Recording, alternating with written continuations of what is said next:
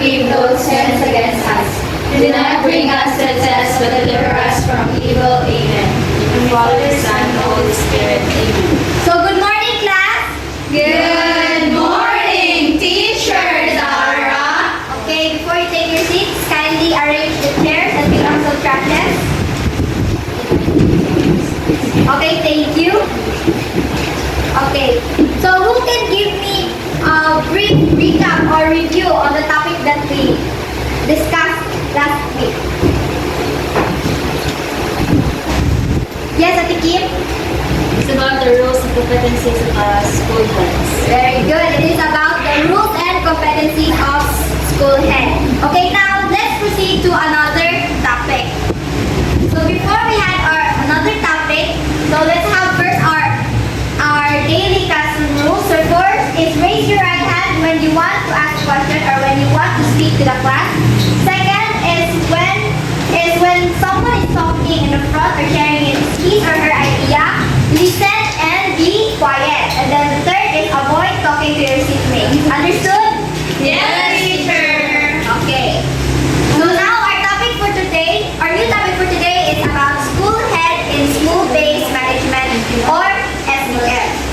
So class, this is our learning objectives for today's topic first. So at the end of the lesson, you pupils will be able to first identify the school-based management factors that contribute to the school effectiveness and understand the rule of SBM tool.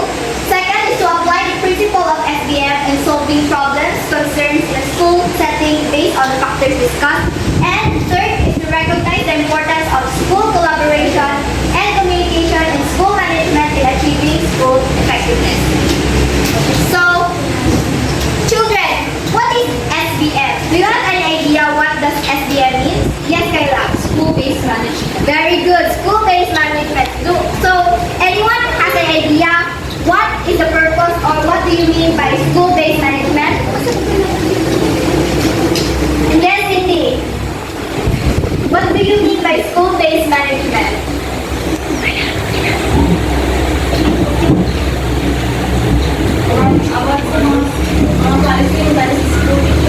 Okay, very good. So school-based management means managing the school. Managing something within a school. So SBM or school-based management is a decentralized management initiative by developing power or authority to school heads, teachers, parents, and students to address problems and concerns with the ultimate goal of improving school performance. So ang school-based management is mo ni siya ang the way na mag-manage ang eskwelahan, and then it was kanang collaboratively done by teachers, school heads, kisa may school heads na to dire. Kisa yung school head na to dire sa Baiso. Mga Teya. Okay, mga tiya. Parents as well as students to address ang mga certain concerns or problems na may encounter na to dire sa school. So, can you read everyone? School-based management. It is a strategy to improve education by transferring significant decision-making authority from the central office, regional offices, division office to individual schools. So, if there is a certain problem, and then now we can have solution nga kanang gusto i-implement sa school head or sa school, muagi nyo na siya sa DepEd or what na po SHED. Muagi mo na siya sa central office, regional offices, as well as division offices. Isa na siya ma-implement or ma-gaan o budget or kanang action. So, ilangan ka na subayon o sakto ba na ang inyong kanang solution, kanya sakto ba na ang problem, as well as kung sa pilay may i-budget nila anak sa anang a certain problem. So, can you read everyone? School-based management is based on the principle of subsidiarity, which states that the people who are most involved at the lowest level of the organization are the ones who can best solve their problems. This tenet holds that nothing should be done by a larger and more complex organization. SBM enables them to tailor their strategies and interventions according to their specific needs and context. So, SBM is based on the principle of subsidiarity, which tells that the people who are most involved in the lowest level of organization are the ones who can best solve in their problems. So within the school, kinsa man ang kanang mga tao nga kanang maka-solve sa kanang ilahang mga problem. Sa problem within the school. Kinsa man?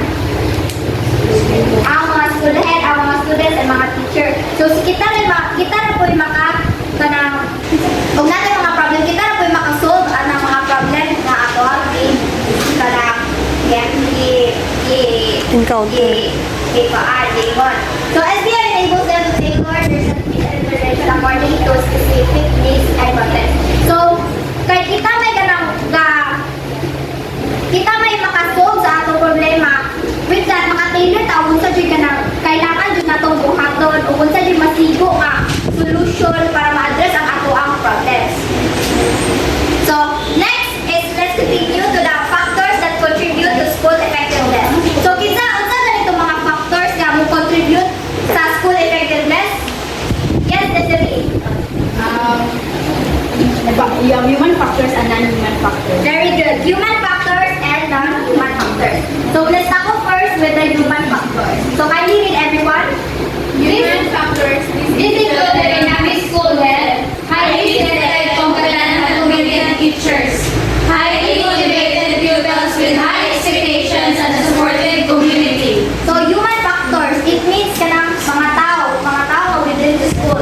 So, apil na ang dynamic school head ang nag-manage sa tibuok school, school head. So, kuhaan pa na, kung sa elementary pa na, nakikitawag lang principal. O na siya. Then, highly selected and committed teachers. So, ato ang mga teachers, kaya titudlo na ito kada adlaw, kaya tig-give na ito of knowledge and values. Highly motivated pupils with high expectations. So, appeal mo mga pupils, mga students, na need na mga high expectations nga. Kana expected nga naamoy mga knowledge nga nakatuunan, mga abilities nga nakuha, and then as well as the supported community. Next, non-human factors or processes. Can you read everyone? Non-human factors or processes. These refer to clear and shared vision, mission, and focus. High expectation and ambitious standards. Accountability, aligned curriculum, instruction and assessment at the state or development standards. Efficiency or optimal utilization of resources and facilities. Collaboration and communication. Focus, professional development, and global and future orientation. Okay. So, on non-human factors, appeal na ang vision, mission, as well as goal and objectives at to. Ano may vision, mission, goal, o objectives at iba ito? A premier science and technology university with information of the world class and pursuing human resource for sustainable development in Bohol and Gallery. That's the vision. And mission is, okay, mauna siya. Nasa'y kanas pilahan na ay vision, mission, goal, and objectives. So, mauna siya ang kanang vision sa usa ka pilahan o kung sa'y ipaningkamutan nila ka maabot while having a implementation. And then, high expectation, ambitions, and standards. Emphasis on accountability. Accountability, ganun daw, makakuha mo na monthly or annual evaluation. Evaluate ang ato school. Ano makikaan o reliable ba ito ang pilahan or accountable ba ang ato ang pilahan and appropriate siya para sa mga students as well as faculty. Next is aligned curriculum. O curriculum, di ba? Naman tayo mga curriculum. Kasi curriculum pag o karon na to. Matatag. Napo tayo katong MELS.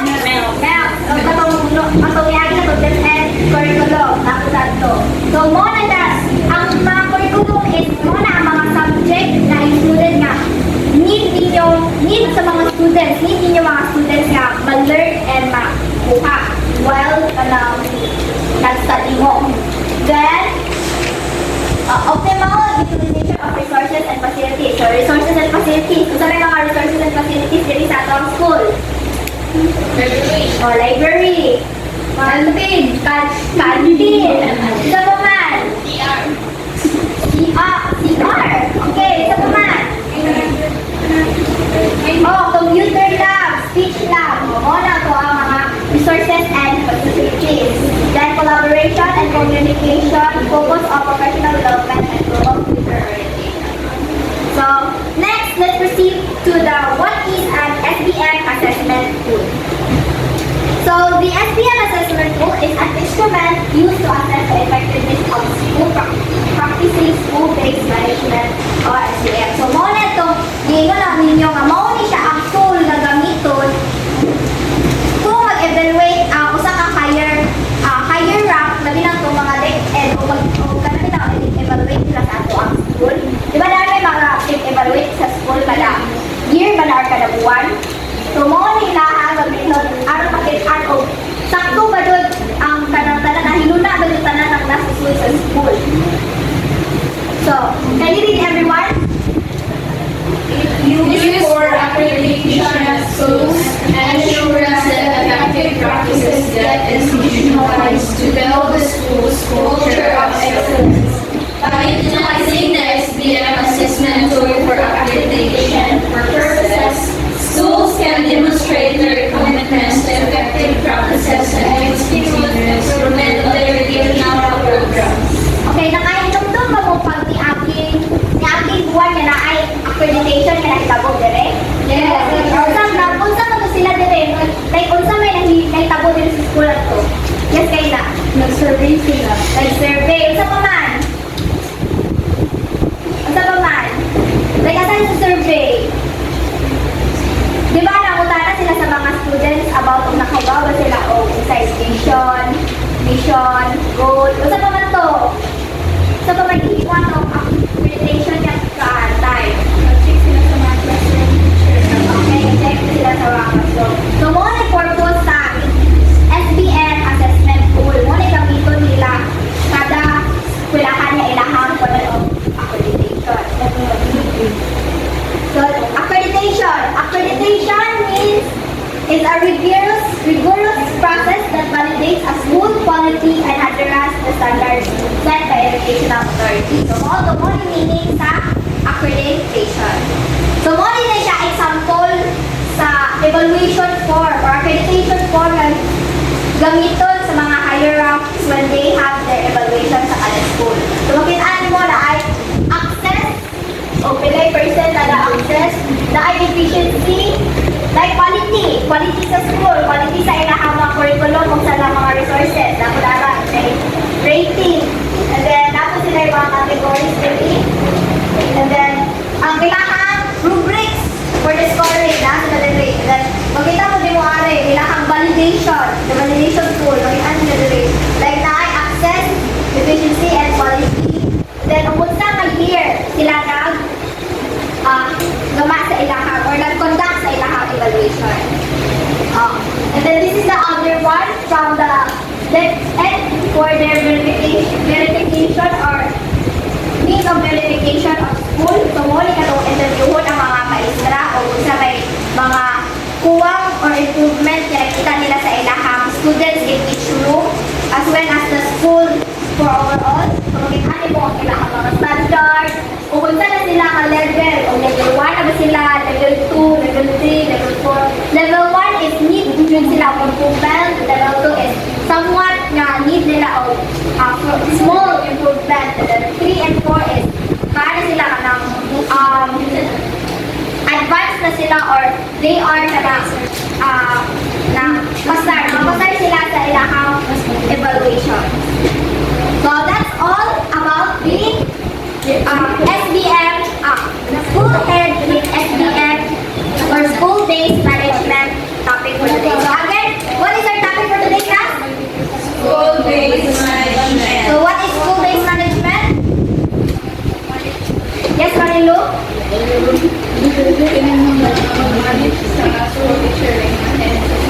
Okay, and then, kung saan ang principle na relate ang school-based management? Or say, kung saan ang principle ang gamit sa school-based management? Yes? Yes, Kayla? Principle of? Ano sa ito ang principle?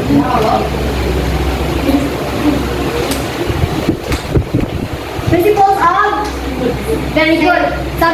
Subsidiarity. Oh, the principle of subsidiarity. Kung yung sa ito doon ang factor na contribute to the effect of factors, you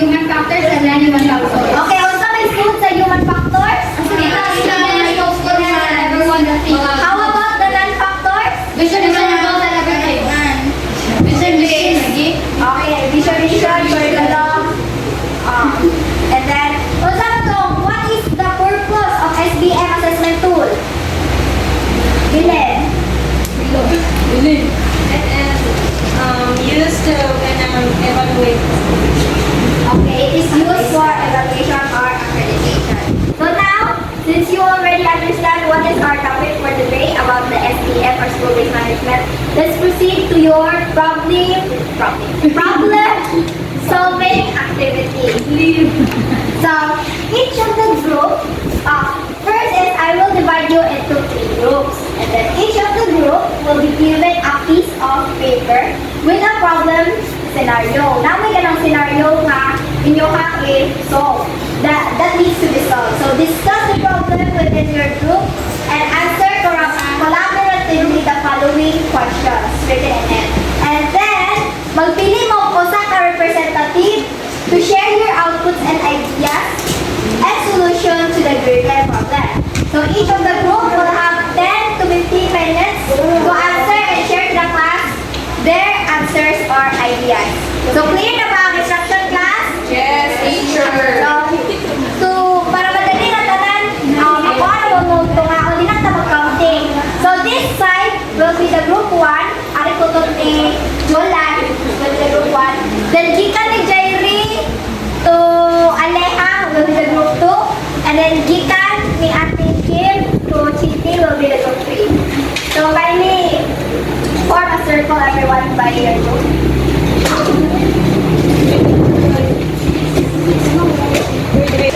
Okay, since we're done with our group activity, so let's have our quiz.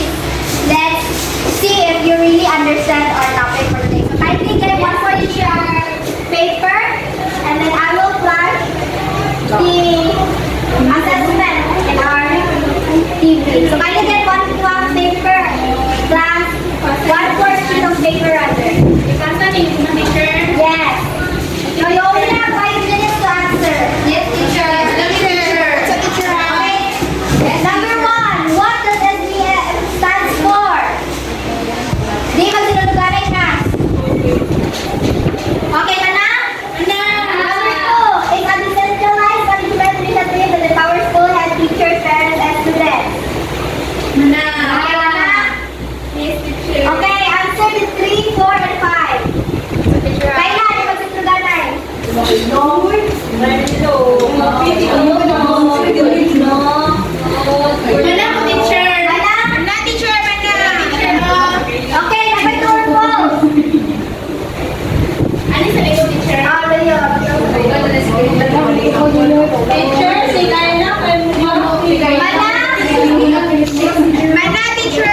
Okay, the 3, 4, and 5.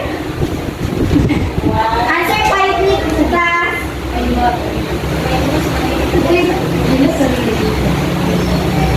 Okay, mana class? Okay, si Kayla lang po. Mana? Kayla, mana? Okay, pass your papers to the front. Pass your papers.